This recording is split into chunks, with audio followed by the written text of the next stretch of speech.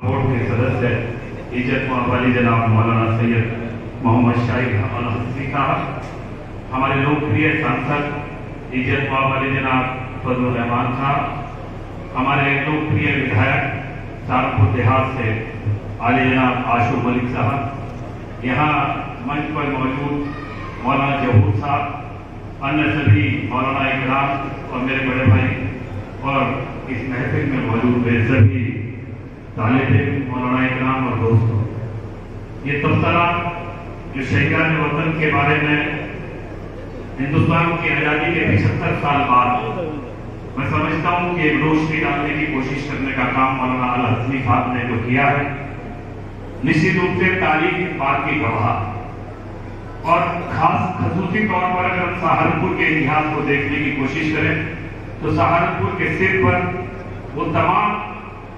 चीजें जुड़ी हैं जिनके साथ इन तमाम मौलाना इकराम ने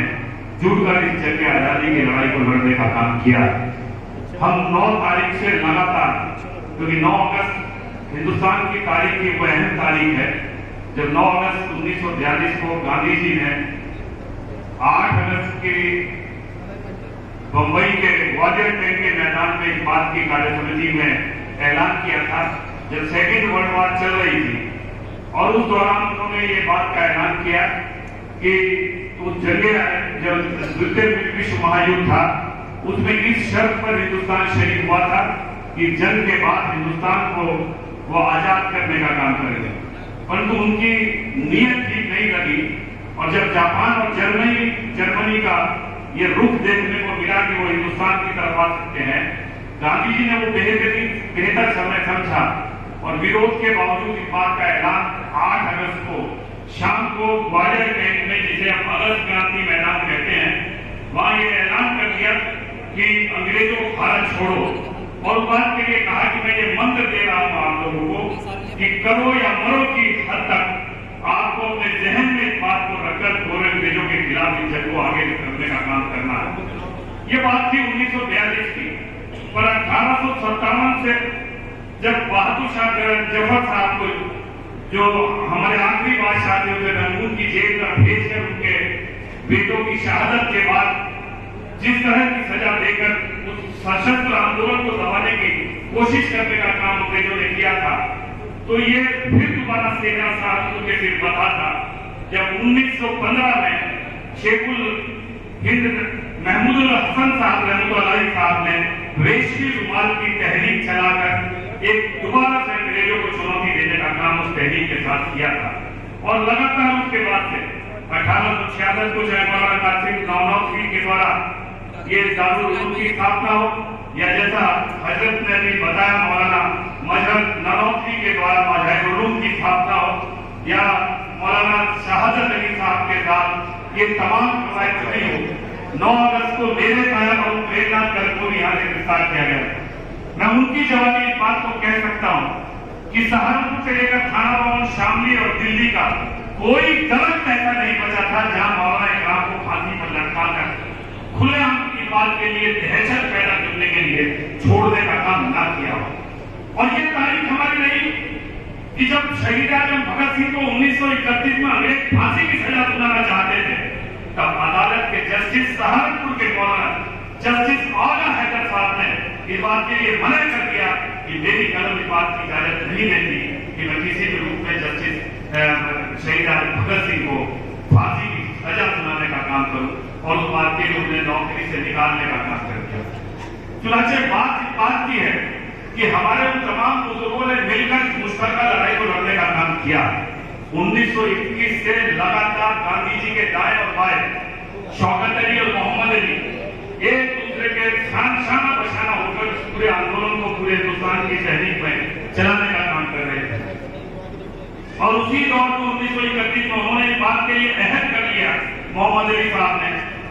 कि मैं तब तक हिंदुस्तान में कदम नहीं रखूंगा जब तक हिंदुस्तान को आजाद कराने का फैसला आंदोलन में न करूं। 1931 की गोल मेज कॉन्फ्रेंस में गए गांधी जी के साथ, अंग्रेज वहां पर उन्होंने ये फैसला नहीं लिया, तो हिंदुस्तान की सरजमी पे कदम रखने से पहले उन्होंने अपनी जान कुर्बान कर दी और वो हिंदुस्तान में नहीं आए इस बात के लिए कि हिंदुस्तान को आजाद होना चाहिए। उन तमाम तर लोगों के द्वारा जो बातें कही गई और उस तहरीर के द्वारा जो बातें लोगों तक पहुंची, उसने लोगों के दिलों को झकझोरने का काम किया और गोरे अंग्रेजों को बाहर खदेड़ने के लिए एक साहसी शहादत के बाद साहसी विरासत के रूप में हमें खूबसूरत मुल्क, हमें खूबसूरत हिंदुस्तान 15 अगस्त 1947 को मिला, जो 26 जनवरी 1950 के बाद एक आइन के जरिए किस तरह से एक गुलदस्ते के रूप में हम चला सके, इस बात के लिए सामने रखने की कोशिश की गई। आज 75 साल बाद अगर कुछ लोग तनकीद करेंगे, आज 75 साल बाद अगर कुछ लोग नफरत पैदा करने की कोशिश करेंगे, अगर आज 75 साल बाद कुछ ऐसे लोग जिन्होंने जब 15 अगस्त 1947 को यूनियन जैक को उतारा जा रहा था और तिरंगे को फहराया जा रहा था, तो कई दशकों तक इस तिरंगे का एहतराम नहीं किया, अपनी इमारतों में तिरंगे को उठाने, उड़ाने, फहराने का काम नहीं किया, आज वो चुनौती देने का काम अगर करेंगे तो निश्चित रूप से उस बात के लिए सवालिया निशान खड़ा होता है कि उसके पीछे कितनी ईमानदार सोच है, ईमानदार सोच है या नहीं है। अपराध बोध से ग्रसित होकर अगर ये बात चलाई जाए तो बात समझ में आती है कि देर आए दुरुस्त आए, सही रास्ते पे तो आए, तो उस बात के लिए हम आपका खैर मकदम करते हैं, पर उस बात को ओढ़कर दूसरे की तरफ अगर आप तनकीद करने की कोशिश करेंगे तो निश्चित रूप से वो सवालिया निशान आपकी नीयत पर खड़ा करने का काम करता है, क्योंकि हर कोई इस बात को जानता है कि गोरे अंग्रेजों के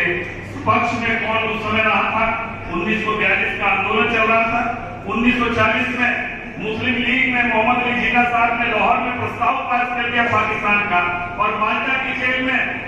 शेखुल हिंद हुसैन अहमद मदनी साहब रहमतुल्लाह अलैह इस बात का ऐलान कर दे कि कौम की बुनियाद मजहब कौम की बुनियाद नहीं हो सकता, और इस बात के साथ उन्होंने शाना बशाना होकर उन तमाम तर लोगों के साथ इस लड़ाई को लड़कर पूरे अंग्रेजों को चुनौती देने की बात की। परंतु हम उन तमाम चीजों को भूल जाए, इतिहास से उन तमाम चीजों को निकाल दें, बच्चों की किताबों से इतिहास को बदलने की कोशिश करने का काम करें और इस तरह से नफरत को उड़ेलने की कोशिश करें, तो ये नफरत कहां तक हमें लेकर जाएगी।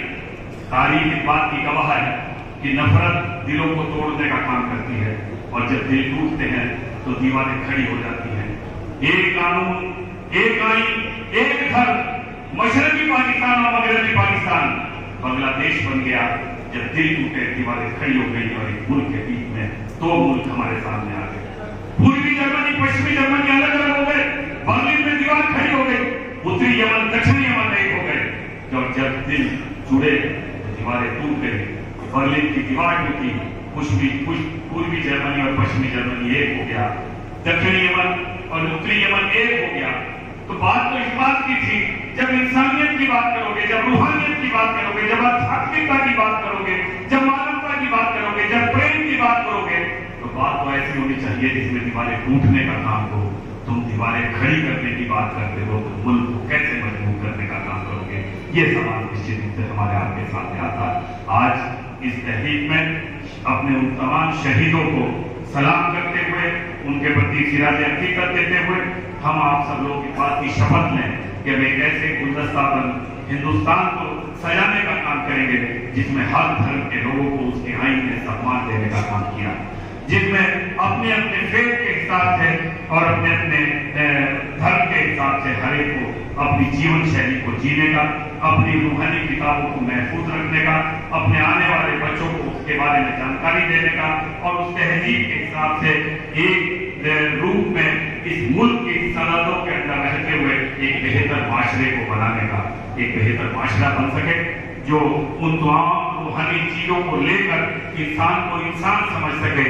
जो सबके बीच में एकता पैदा करने की कोशिश कर सके, जो उन सूफी संतों का देश बन सके जिसमें अगर सुई किसी को चुभे तो दर्द दूसरे धर्म के मानने वाले को। निश्चित रूप से इन तमाम चीजों के साथ मैं समझता हूँ कि इसी नियत के तहत यहाँ मदरसों में इस बात के लिए ये शहीदान वतन को शहादत और सिराज हकीकत देने के लिए आज कार्यक्रम जो आयोजित हुआ है, मौलाना आंसर साहब का मेरे पास फोन है, मैंने कहा निश्चित रूप से हम लोग इस कार्यक्रम में उपस्थित होंगे, क्योंकि अपने उन शहीदों को याद करना और उन्हें सिराज हकीकत पेश करना और उनके बताए हुए रास्ते पर चलने का अहद करना, ये हमारे आपके और हमारे आने वाली पीढ़ी के बच्चों के लिए और उस मजबूत तहरीक को और ज्यादा मजबूत बनाने के लिए भी उतनी ही ज्यादा जरूरी है। मैं इन्हीं अल्फाज के साथ अपने उन तमाम शहीदों को सिराज अकीदत पेश करता हूँ। शुक्रिया। वीडियो आपको कैसी लगी कमेंट बॉक्स में हमें ज़रूर बताएं और पब्लिक फैसला न्यूज़ को लाइक, सब्सक्राइब, कमेंट करना ना भूलें।